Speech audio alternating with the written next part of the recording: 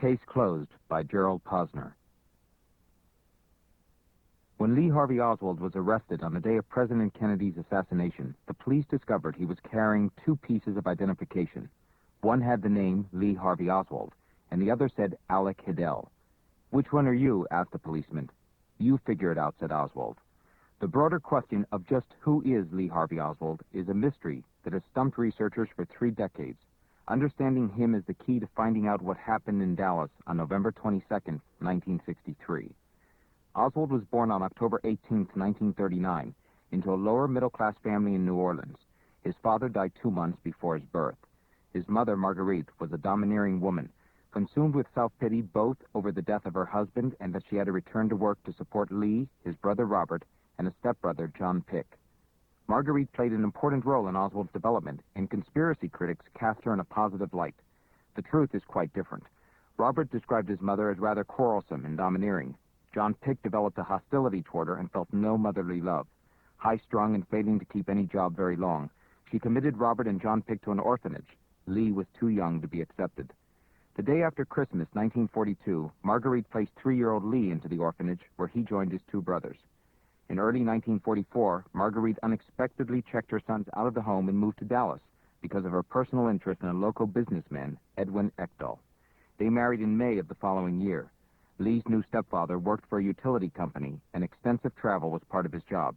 Robert and John Pick were placed into a military boarding school, and Marguerite and Lee traveled with Ekdahl. The business trips and short relocations were so extensive that Lee missed most of his first year of school, but by late October they settled in Benbrook, Texas, a suburb of Fort Worth. Oswald had found a friend in his stepfather. Soon after the marriage, however, Marguerite and Ekdahl began arguing, and in the summer of 1946, Marguerite moved with Lee to Covington, Louisiana. But Ekdahl and Marguerite soon reunited.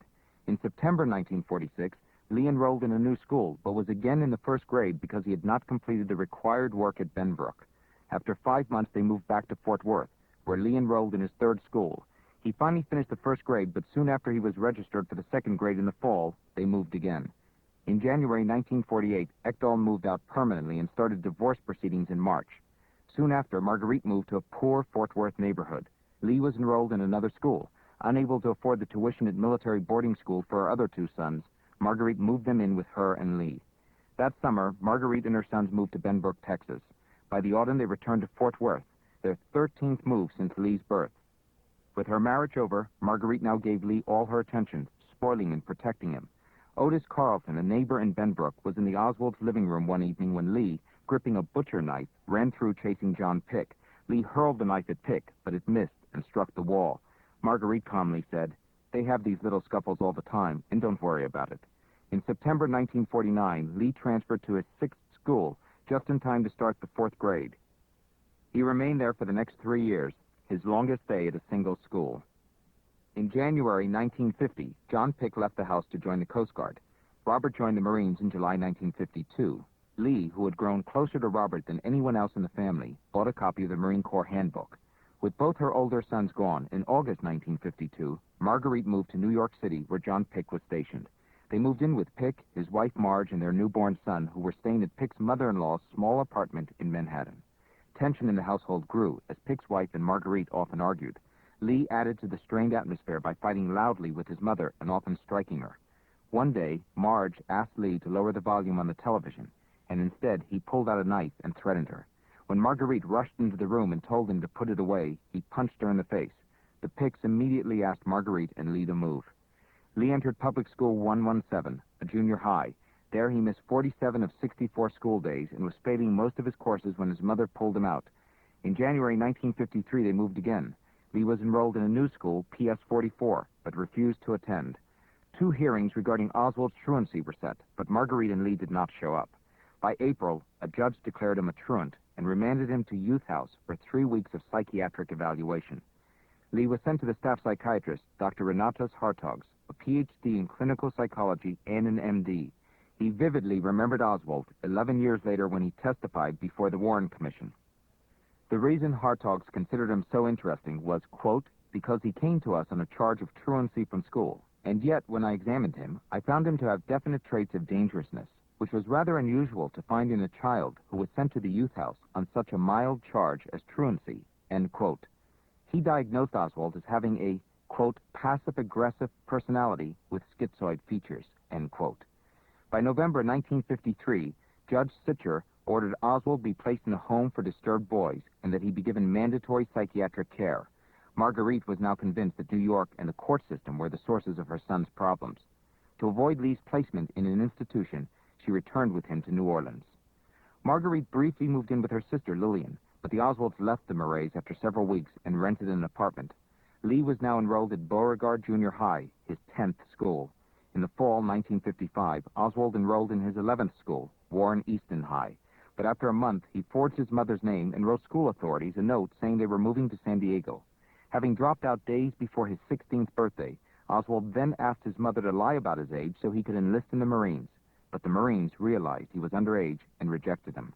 After leaving school, Oswald kept himself busy with clerical and messenger jobs at several companies. In July 1956, Marguerite and Lee moved to Fort Worth. In September, Oswald enrolled at Arlington Heights, his 12th school. For a few weeks, he sporadically attended classes before dropping out. He bought his first real gun, a Marlin bolt-action .22 caliber rifle, which he later sold to his brother Robert. He also devoured library books about communism after his interest was sparked when a woman in New York had given him a pamphlet about the Rosenberg case.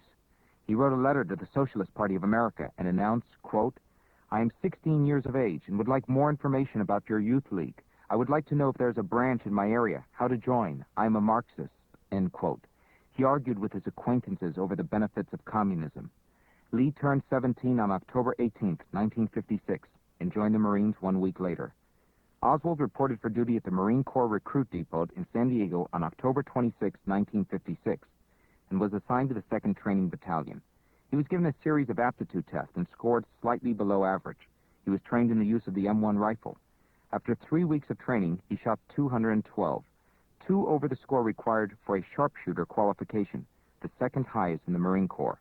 Such a score indicated that from the standing position, he could hit a 10-inch bullseye from a minimum of 200 yards 8 times out of 10. In early May, he was routinely promoted to private first class and given a clearance to handle confidential material, the lowest level clearance. He developed a reputation as an eccentric among the other men, was nicknamed Ozzie Rabbit because of his meekness, and was unmercifully razzed as the frail little puppy in the litter. In July 1957, he was transferred to the Marine Corps Air Station in El Toro, California, and informed he was to be sent in 6 weeks to Japan. He arrived at Yokosuka on September 12th and was posted to the Marine Air Control Squadron 1, based at Atsugi, about 20 miles west of Tokyo. Atsugi served as the base for the U-2 spy plane, but Oswald was not associated with the U-2.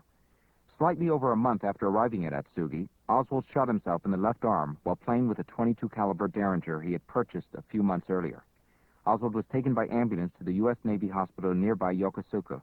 He was released in time to ship out on November 20th, bound for the Philippines.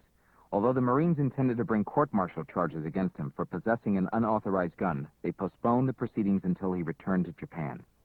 Oswald's unit finished its Philippine maneuvers in 4 weeks, but since the internal war in Indonesia had heated up, they established a temporary radar installation at Subic Bay.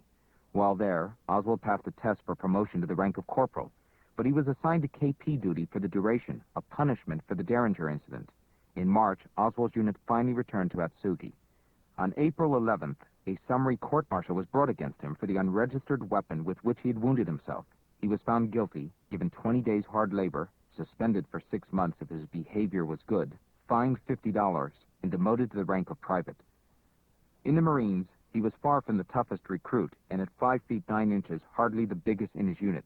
After a couple of abusive months, Oswald had decided to mix with his fellow Marines. Despite his efforts, Oswald was never completely accepted. Slowly, he became more aggressive, using his knowledge of current affairs to belittle others, especially officers.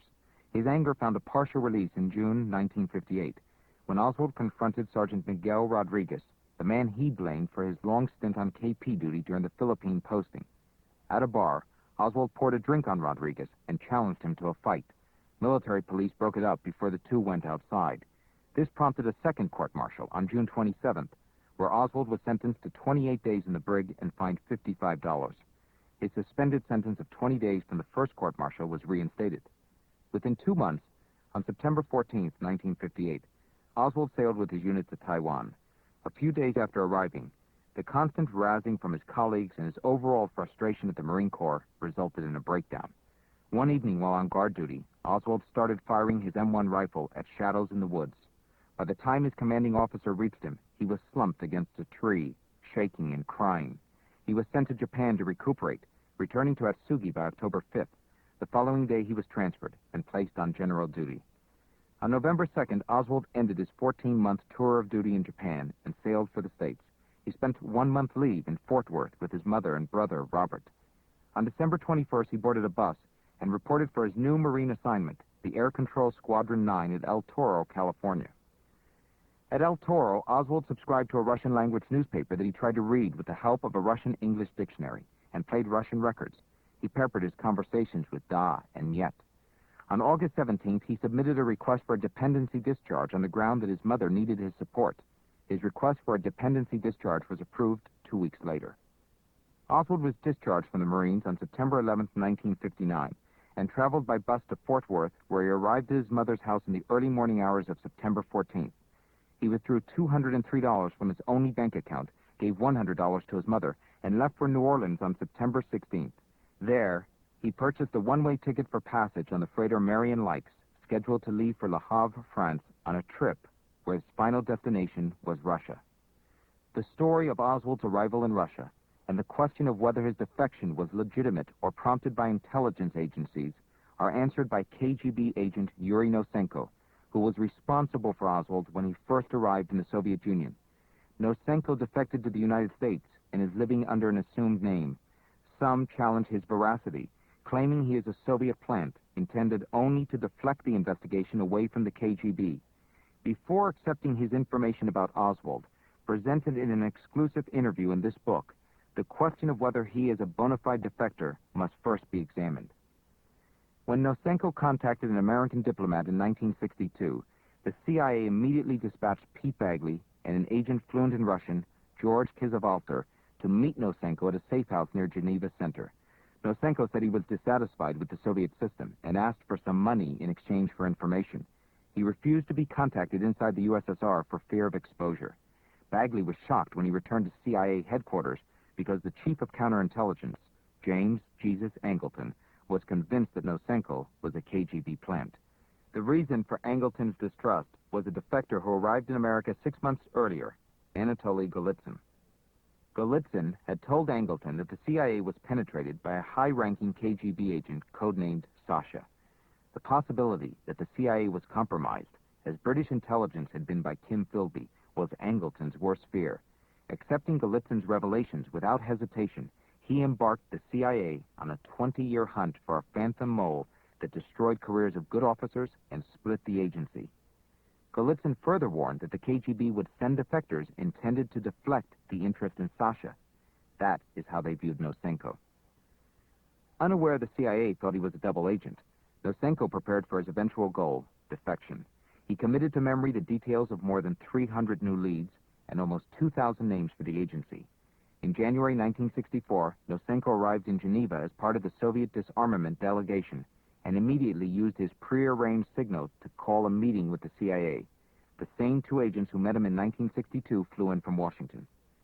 "Gentlemen," he told the two CIA agents, "this hour, this minute, I have defected." Shortly after Nosenko arrived in the U.S., he was driven to a 3-story safe house in a Washington suburb. He was given a medical exam and then strapped to a polygraph machine. The operator, Nick Stoikin, knew the CIA thought Nosenko was a liar. After an hour of questions, Stoikin made a big show of discussing the prearranged results with some of the CIA personnel. Then Bagley appeared and denounced Nosenko as a, quote, liar, end quote. Several guards rushed into the room. Nosenko was stripped, inspected inside his mouth, ears, and rectum, and then marched into the house's tiny attic, which would serve as his prison for more than a year. The windows were boarded over. The only furniture was a metal bed fastened to the middle of the floor. The room had no heat or air conditioning, and during the oppressive Washington summers, it was like a furnace. Nosenko was given little food, allowed to shower only once a week, and not allowed a toothbrush or toothpaste. There was no television, radio, reading material, exercise, or cigarettes.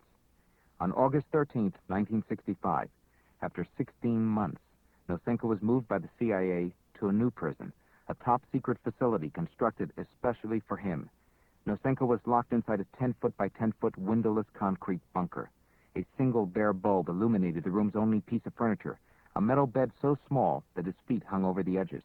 The luxuries from the attic, a pillow, sheet, and blanket, were gone. The bunker accentuated the weather, either brutally hot or freezing cold. A ceiling camera monitored him. His allotted food was lowered to the subsistence level. In June 1966, Richard Helms became the agency's director. He assigned a complete review of the Nosenko case to Bruce Soley, a 16-year veteran and the agency's most experienced spy catcher. To offset Helms' moves, Angleton and Bagley produced a 900-page report detailing why Nosenko was a plant. It took 6 months to determine that the Angleton-Bagley work was seriously flawed. As a result of Soley's preliminary conclusions, after 3.5 years, Nosenko was no longer in solitary confinement. He was moved to a farmhouse, where he was given a comfortable bedroom, ate normal meals, and could exercise. However, he was still the agency's prisoner, and during 1968, Soley interviewed him, often 6 days a week. Soley submitted his final report. It was the first CIA document to accept Nosenko as a bona fide defector. In 1964, the CIA drafted 130 questions it intended to ask Nosenko about Oswald, but never did. In the interview for this book, those questions were put to him. When Oswald defected in 1959, a foreigner could not visit the USSR without a visa and the purchase of a preset package tour. That ensured all foreigners were in regular contact with personnel of the Soviet tourist agency, Intourist, which, according to Nosenko, was an organization made up entirely of KGB informants or agents. Oswald arrived in Helsinki on October 10, 1959, and applied for his visa from the Soviet consulate on October 12th. The Soviets issued his visa in 2 days, and it was valid until October 20th, allowing him to take one trip of not more than 6 days to the Soviet Union. Oswald arrived in Moscow on October 16th. He was taken by an Intourist representative to the Hotel Berlin. The KGB had no interest in him until his Intourist guide, Rima Shirokova, informed them that on his second day in Moscow, Oswald had told her he wanted to defect and become a Soviet citizen. Nosenko took charge of the matter. Although Oswald had declared his intention to defect, Nosenko is adamant the KGB did not interrogate him. Quote, "The KGB was not at all interested in him," end quote. But what of Oswald's Marine background and his service at Atsugi, where the U-2 spy plane was based? The Soviets had made the U-2 a top priority and shot one down on May 1st, 1960, less than 7 months after Oswald's arrival. People who raise this point do not understand intelligence work, Nosenko says. He wasn't in the Marines any longer, but what was he in the Marine Corps? A major? A captain? A colonel? We had better information coming from KGB sources than he could ever give us. Though Oswald was not interrogated in depth, he was questioned by KGB informants, including Shirokova. Based on the information it received, Nosenko's department vetoed Oswald's request for citizenship. Soviet citizenship was not something lightly given out to foreigners, and there was certainly no reason to make an exception for Oswald, Nosenko said. On October 21st, Oswald's citizenship request was officially denied, and he was told he must leave Moscow within 2 hours. Nosenko later learned the details of what happened next. Quote, "His Intourist guide went to the Berlin hotel to pick him up. He was late by 10 minutes, and then by 20 minutes. She got the manager of the hotel, and they went to his room. They knocked and called his name, and no answer. When they entered the room, with an extra key, they found Oswald with his wrist cut," end quote. After saving him at a local hospital, the KGB ordered a mental evaluation. "We had 2 psychiatrists, neither of whom was a KGB doctor, examine him," recalls Nosenko. "Both concluded he was mentally unstable. It made us feel 100% that he should be avoided at all costs." The KGB now faced the difficult decision of what to do with him. They were not impressed by his anti-American antics, including his failed attempt to renounce his citizenship at the U.S. Embassy. The Foreign Ministry decision on what to do with Oswald was really influenced by the larger political climate, says Nosenko. On September 26th and 27th, when Oswald had traveled to Europe for his defection, President Eisenhower and Premier Khrushchev were meeting in the Maryland woods in what became known as the spirit of Camp David. The Soviets were acutely aware of how the treatment of visiting Americans might affect the new relationship between the countries. After years of cold relations between the superpowers, they were just starting to warm up, recalls Nosenko. "We didn't want to do anything to hurt this new atmosphere or to give a pretext to those who wanted to ruin better relations. By telling Oswald he had to leave, he was so unstable he might succeed in killing himself. Then we would be criticized for a KGB murder of an American tourist. If If we forced him onto a plane for deportation, there was the image of a student being manhandled by the Soviet security forces. Considering the options, we decided to let him stay. He seemed harmless enough. We could decide where he worked and lived and maintain surveillance over him to ensure he did not cause any trouble or was not an American sleeper agent. Oswald was released from the hospital on October 28th, and Shirokova checked him into a hotel. On January 4th, 1960, he was told he was being relocated to Minsk, an industrial city of 500,000 people, 450 miles southwest of Moscow. The local KGB kept Oswald under close surveillance, but it did not attempt to recruit him. Nosenko knows there was no Oswald KGB connection. Absolutely none, he adamantly says. The files were clear. The KGB did not want Oswald from day one. Oswald arrived in Minsk on January 7th. Was met by Rosa Kuzmanova, an in-tourist worker. On January 13th, he began his job as a metal worker at the Belarusian radio and television factory. Oswald's monthly income was a very comfortable $150. By March, extraordinarily fast by Soviet standards, he was placed in a one-room apartment in a middle-class complex. His conditions, while better than those of the average Soviet worker, were not different from those of other defectors. In June 1960, he met a co-worker, Ella German. In his diary, he described her as, quote, a silky, black-haired Jewish beauty with fine, dark eyes, skin as white as snow, a beautiful smile, and a good but unpredictable nature, end quote. He later said he perhaps fell in love with her the first minute he saw her. They dated through the fall of 1960 and spent New Year's Eve with her family. As he wrote in his diary, passing the river homeward, I decided to propose to Ella. She shocked him by saying no. Ella's refusal highlighted many nagging problems, including the bitterly cold winter, the drudgery of his work, and the dullness of Minsk. On January 4th, only 2 days after Ella's rejection, the Minsk visa authorities, to update their files, asked if he still wanted Soviet citizenship. He told them no, asking only that his temporary papers be extended a year. He discovered the Soviet system was much more regimented than he had ever imagined. Expecting to find a classless society, the fulfillment of Marxist theory, he instead recognized that the Soviets promoted a privileged Communist Party class while forcing most of the population into compliant workers' collectives. But instead of abandoning his communist philosophy, he merely concluded that the Soviet system was a perversion of Marxist goals.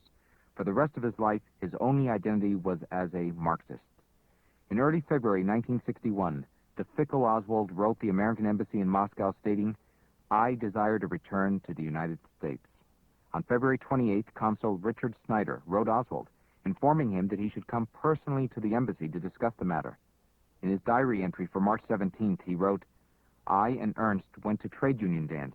Boring, but at the last hour I am introduced to a girl with a French hairdo and red dress with white slipper. I dance with her.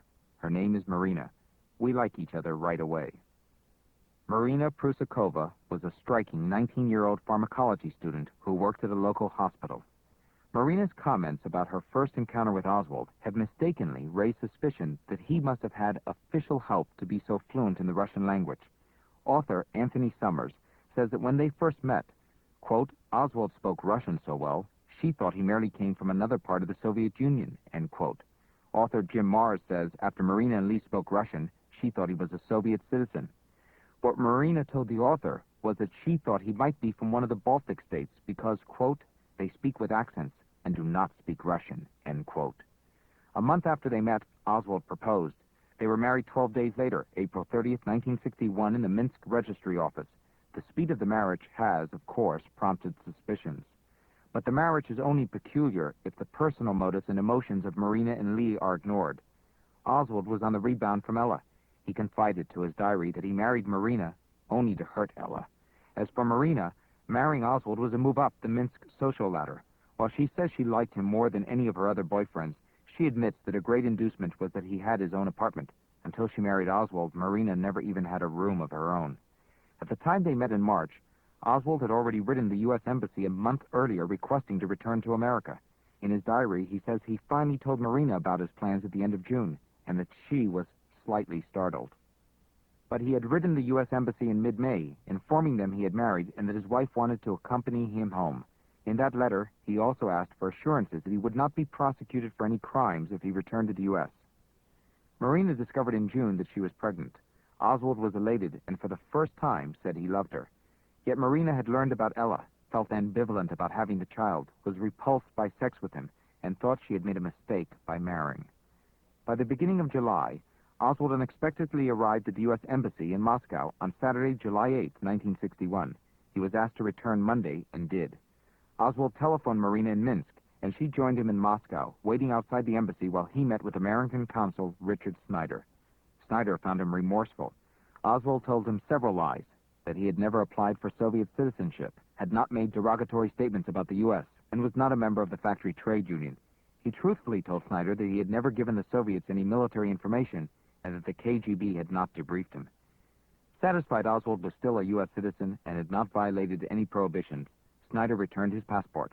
Although he had physical possession of the travel document, Oswald could not use it until the State Department also gave its approval and the Soviets granted him an exit visa. On the next day, Tuesday, July 11th, Oswald reappeared at the embassy with Marina. She completed the paperwork necessary to start the process for obtaining an entrance visa to the U.S. In addition to the U.S. requirements, the Soviet bureaucratic obstacles were formidable. Besides an exit visa, Marina also needed a passport. The Russian officials had reams of forms to fill out. In December, Oswald wrote a letter to Senator John Tower of Texas, seeking his assistance in budging the Soviets.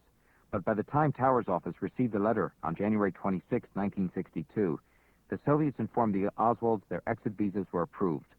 A little over a month after the news of Soviet approval, Marina gave birth to a daughter, June. Although the Soviets had given their approval for the Oswalds to leave the country, the process for approving Marina's U.S. immigration visa was still underway. After she interviewed with Consul John McVicker, he recommended to the State Department on August 28, 1961, that her visa application be approved, principally because she was the wife of an American citizen. Several weeks after the INS approval, the State Department granted Oswald's request for a repatriation loan so he could pay for transportation to the States. On June 1st, he signed a promissory note for $435.71. On the same day, Oswald, Marina, and June left by train for Rotterdam, from where they had reserved passage on a ship to the States. They arrived at Hoboken, New Jersey on June 13, 1962. The next day, with a $200 wire transfer from his brother Robert, they left by air for Texas. Oswald was severely dismayed at not attracting media attention on his arrival. In Russia, he had boasted to Marina that a whole bunch of reporters would meet them in New York. Lee moved with Marina and June into Robert's Fort Worth home. The brothers had a tacit agreement not to discuss politics, and Robert said they got along well, almost as though Lee had not been to Russia. Marina spoke no English.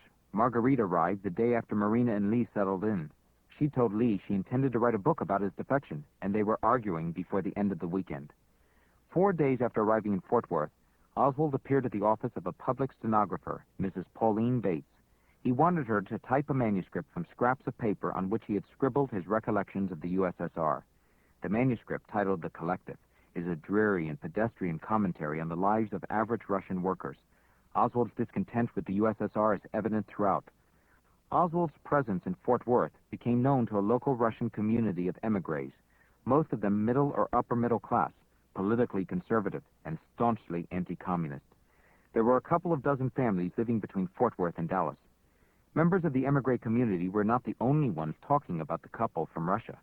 Oswald was right that the local media would be interested in them. A week before he arrived in Fort Worth, the Star-Telegram had run a story titled "Ex-Marine Reported on Way Back from Russia," based on information released by the U.S. Embassy in Moscow. Several journalists called Oswald after he settled into Robert's home, but he refused to be interviewed, still piqued because no one had met him at the airport. But he received another call during the first week that was more difficult to refuse. The FBI wanted to see him at the Fort Worth office, Tuesday, June 26th. The FBI had opened a file on Oswald when he defected. Special agents John Fain and R. Tom Carter conducted the 2-hour interview to determine whether or not he had been contacted by the Soviet intelligence agencies, whether he had been given an assignment or not, whether they had made any deal with him, and whether, for permitting his wife to accompany him, the Soviets had demanded anything of him in return. Oswald denied any contacts with the KGB, or that he threatened to disclose military secrets, and even disavowed his attempt to renounce his citizenship. He also flatly disowned any effort on his part to become a Soviet citizen, and promised to inform the FBI if any Soviet agents approached him in America. Just 2 days before the FBI interview, Oswald had hit Marina for the first time. He had been rude over the telephone to one of the local Russians. At the dinner table with Robert and his wife Beta, Oswald told Marina of the call, and she was angry with him. He kept smiling and told her in Russian that he did not want Robert to know they were fighting. When she walked away from the table, he rushed after her and had a cold look in his eyes she had never seen before. He slapped her hard and threatened to kill her if she spoke a word to Robert or Beta. Marina was so stunned she ran from the house and wandered the neighborhood for 2 hours, wondering what to do. Since she spoke no English, she had to return to Robert's house. It was the first time she ever feared Lee. To make things worse, his mother showed up again after he had been at Robert's a month and announced she had given up her job and rented a small Fort Worth apartment that Marina and Lee could move into. The Oswalds moved into Marguerite's 2-room apartment on July 14th. Only 3 days later, Lee finally landed a job as a sheet metal worker for the Louvar-Pack division of Leslie Welding Company, a manufacturer of louvers and ventilators. He hated the menial work. Relationships in the small apartment quickly deteriorated. Lee, as usual, was very cool to his mother, but she now blamed Marina for alienating her son. Less than a month after they moved in with Marguerite, the Oswalds left. They moved into a bungalow. Those who saw it described it as a decrepit shack, a horrible place to live. They were barely settled when the FBI came to interview him again. The agents quizzed him for an hour. They covered the same basic questions as in their first meeting. Based on his answers, together with information and reports from 2 confidential informants that Marina and Lee had nothing to do with the local Communist Party, Spain recommended the case be closed. Oswald had no idea the FBI was essentially through with him. Instead, the second interview put him into a funk. The emigres tolerated Oswald because they liked Marina and felt sorry for her, especially since most of them knew that Oswald beat her regularly. At a dinner party on Saturday, August 25th, the Gregories invited the Oswalds for dinner. Also present were Anna Meller and George Bowie, 2 other emigres. Bowie was the unofficial leader of the emigre community. It was evident among the emigres there were problems with Lee Oswald. Katja Ford told others he was unstable. Bowie felt Oswald had a mind of his own, a diseased one. The Russian community also became disturbed by Oswald's politics. Bowie was aghast to see an assortment of communist books, including works by Marx and Lenin. It was about this time, in mid-September, that Oswald first met another of the emigres, someone on the fringe of the Russian group, George de Mohrenschildt. De Mohrenschildt admitted his initial attraction to the couple was out of sympathy, but he grew to like the introverted youngster. De Mohrenschildt, an oil geologist, was a handsome 6'2", 51-year-old sportsman and adventurer who had been involved in diverse business ventures on 5 continents. Perennially tan, he was a womanizer and partygoer who also happened to hold numerous university degrees and had the right to call himself a baron, since he was born into an aristocratic Russian family. He was loud and boisterous, able to drink heavily without ever showing the effect, and had a wild sense of humor. De Mohrenschildt made a lasting impact on all who met him. De Mohrenschildt also liked being provocative. Emigres remember that if someone was a right-winger, he advocated communism, and in front of leftists, praised fascism. It is evident that de Mohrenschildt shared with Oswald an outcast perspective on life, and the politics of both de Mohrenschildt and his wife was another common bond with Oswald. De Mohrenschildt, of course, also noted less admirable sides of Oswald's nature. He was not particularly nice with Marina, he noted. De Mohrenschildt said Oswald was a semi-educated hillbilly and thought he was an unstable individual. When asked after the assassination if Oswald could have been an intelligence agent, de Mohrenschildt dismissed the thought. I never would believe that any government would be stupid enough to trust Lee with anything important. Several of the emigres, and Marguerite, dropped by one weekend. Oswald said that he was behind in his rent and complained he couldn't find a higher-paying job. They advised him that Dallas would have better prospects than Fort Worth. Before the day had finished, Elena Hall invited Marina and June to stay in her home while Oswald looked for work in Dallas. The Texas Employment Commission referred Oswald to Jaggers Childs Stovall, a graphic arts company, to fill the post of a photo print trainee. He was hired and was delighted since he had a long-standing interest in photography. He began work the following day, October 12th, at $1.35 an hour.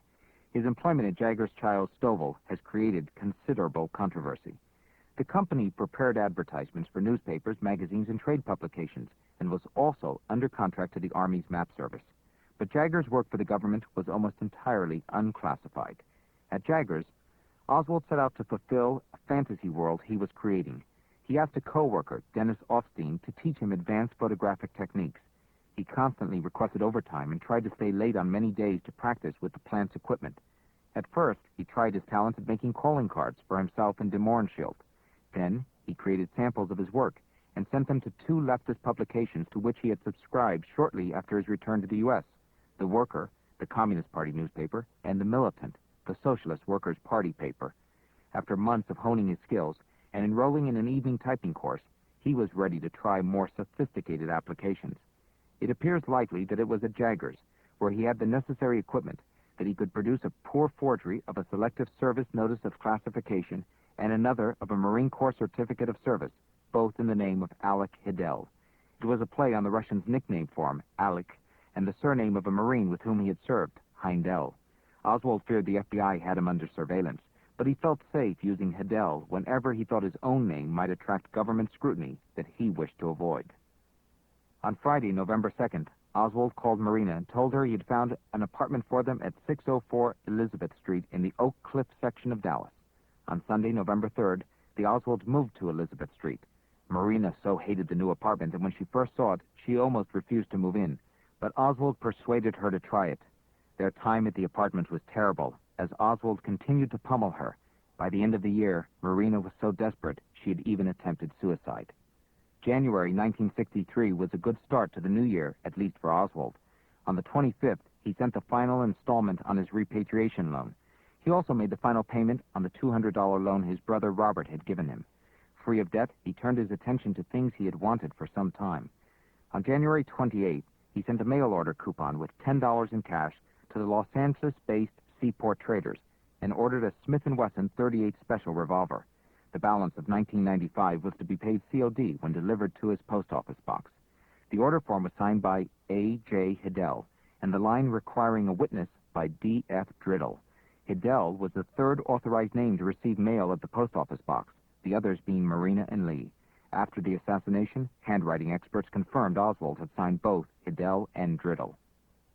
On February 14th, the Dallas Morning News had extensive coverage that General Edwin Walker had joined right-wing evangelist Billy James Hargis in Operation Midnight Ride, a 5-week national tour to fight the threat of communism.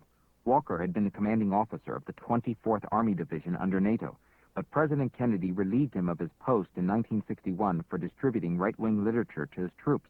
Walker resigned from the Army and returned to Texas. He was a virulent anti-communist and strict segregationist who quickly became a prominent voice in the right-wing John Birch Society. At the same time Oswald learned of the Walker tour, Marina told him she was pregnant. While he was pleased with the news, it did not stop him from instituting a new punishment for her. He would make me sit down at a table and write letters to the Soviet embassy stating that I wanted to go back to Russia, she said. On February 22nd, the Oswalds attended a small dinner party. The de Mohrenschildts were at the dinner, and several people who were studying Russian, including Ruth Payne, a 31-year-old beginner in the Russian language. Despite the language barriers, Ruth spent most of the evening trying to talk to Marina.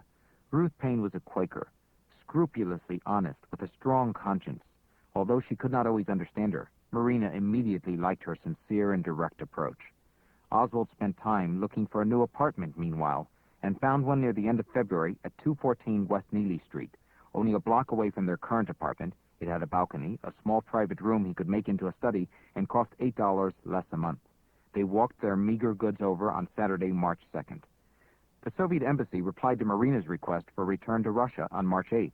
It asked for a complete application, a biography, letters to the Soviet ambassador, passport photos, several letters from Marina's relatives living in the USSR, and some indication of professional interest, all in triplicate.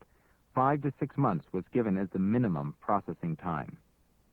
In the midst of their quarrels, Oswald had Marina prepare a response, an application, and a biography to at least start her file, all of which she sent on March 17th. Meanwhile, he began promoting his political philosophy. The results were evident in a letter published in the March 11th issue of The Militant, signed L.H. In it, he lauded the paper as, quote, the most informative radical publication in America, end quote. On Monday, March 12th, he clipped a coupon from the February issue of American Rifleman and sent a $21.45 money order to a Chicago-based mail-order house, Klein's Sporting Goods. He ordered, under his alias, A. Hidell, an Italian military rifle, a 6.5 millimeter Mannlicher Carcano, complete with a 4-power scope. Most critics disparaged the Carcano rifle as a poor choice for eventual use in an assassination. Firearms experts say the opposite, that the rifle was an effective battlefield weapon and good for killing people. The rifle from Klein's and the revolver from Seaport Traders were shipped on the same day, March 20th.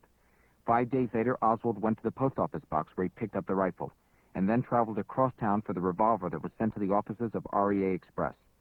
Marina saw the rifle for the first time later that week. She asked why he had it, and he said he might go hunting sometime. Meanwhile, Oswald compiled an operations manual for an action he was planning against Walker. It was filled with photographs of the general's house and a safe place to stash a rifle, as well as maps of a carefully designed escape route. On Sunday afternoon, March 31st, Marina was in the small backyard hanging up diapers when Lee asked her to take a picture. He returned to the apartment and in a few minutes emerged dressed all in black, a revolver tucked into the waist of his pants, a rifle held in one hand, and a camera and some newspapers in the other. Marina broke into laughter. I asked him then why he had dressed himself up like that. I thought he had gone crazy, and he said he wanted to send that to a newspaper. He was angry that she thought it was funny. The backyard photos have become one of the most debated issues in the conspiracy press. The critics are led by a self-appointed photo expert, Jack White, who's made a small business from producing videos, booklets, and lecture series on why he believes the photos are fake. His primary arguments are alleged shadow inconsistencies, conflicting body proportions, a variant chin, and suggestion of a grafting line between the mouth and the chin. By the time of the House Select Committee on Assassinations in the late 1970s, science could resolve the dispute. 22 of the nation's leading experts studied the backyard photos, utilizing sophisticated photo enhancements and measurements to determine their validity. They concluded that Oswald's Imperial Reflex camera took the photos to the exclusion of any other camera ever made. The photo experts tested to see if the photos were composites. Using 5 tests, the photographic panel concluded, "We found no evidence whatsoever of any kind of faking in these photographs." The following day, April 1st, appears to be the day Oswald was fired and given a week's notice. The quality of his work had deteriorated since the beginning of the year. It was the only job he had ever liked, and since he had spent almost everything he earned, the dismissal was crushing news. On Wednesday, April 10th, Oswald finally informed Marina he had been fired. He left immediately after supper. By the time she put June to bed, she wondered why he was not home. She paced between the rooms and opened the door to a small study. There, she found paper on his desk with a key on top. She picked it up and read it. It read in part, "I left you as much money as I could, $60 on the 2nd of the month, and you and Junie can live for 2 months on $10 a week. If I am alive and taken prisoner, the city jail is at the end of the bridge we always used to cross when we went to town." She was frantic by the time Oswald returned at 11:30. I showed him the note and asked him, "What is the meaning of this?" she said. He only told me that he had shot at General Walker. She was horrified. She asked about the rifle, and he said he had buried it. He flipped on the radio, but was disappointed there was no news. Walker was not dead. The general had been sitting behind a desk when the shot was fired. Walker stood up, looked around the room, and noticed a hole in the wall just left of where he had been sitting. He went upstairs to get a gun, and it was several minutes before he noticed his right forearm was bleeding, the result of bullet fragments. What saved Walker's life was the wooden frame across the middle of the double window. The bullet had passed through a wire screen, then grooved along the bottom of the wooden bar, and then through the glass. When it struck the wooden frame, the bullet was deflected so minutely that it passed through Walker's hair instead of into his skull. End of